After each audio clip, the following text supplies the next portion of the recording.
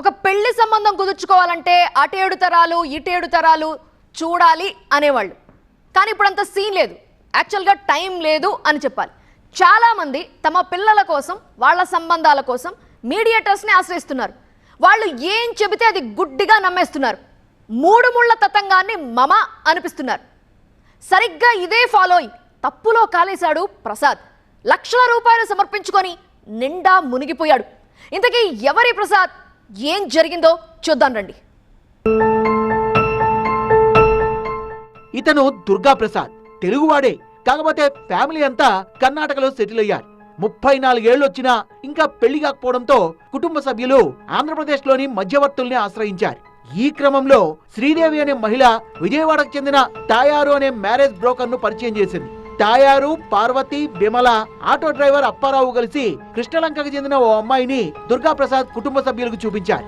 మే 13న విజయవాడలో పెళ్లి చూపుల తతంగం కూడా ముగించేశారు.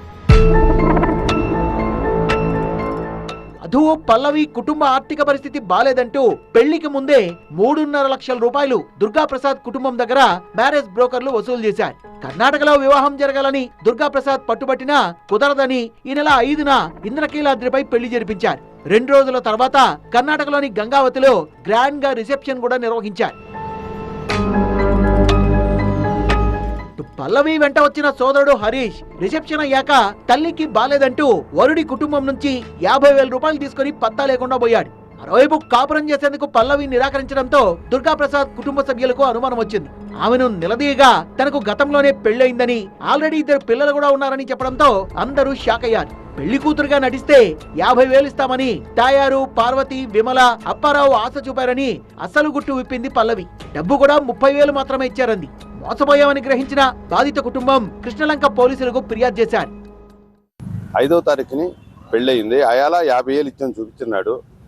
మళ్ళీ 3,50,000 పెళ్ళైనాడు ఇచ్చాము. ఇలాగ మోసం చేసి అక్కడికి వెళ్ళాక మేము పెద్ద ఫంక్షన్ చేసాము, 10 లక్షలు ఖర్చు పెట్టి.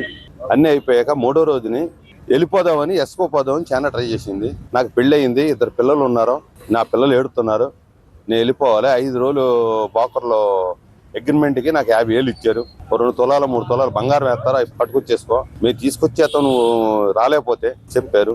మాకు అయించి అన్నవి ఇంకోళ్ళకి అవ్వకూడని మేము పోరాడుతున్నాం. దీన్ని ముగ్గురిని అరెస్ట్ చేసిన పోలీసులు దర్యాప్తు చేపట్టారు. గతంలో ఎంతమందిని మోసం చేశారు, ఎంత మొత్తం వసూలు చేశారనే కోణంలో ఆరాధిస్తున్నారు. మ్యారేజ్ బ్యూరోల్ని ఆశ్రయించడం తప్పు కాదు, కానీ అన్ని వివరాలు కనుక్కోకుండా ప్రొసీడ్ అయితే మాత్రం అంతే సంగతులు అంటున్నారు పోలీసులు.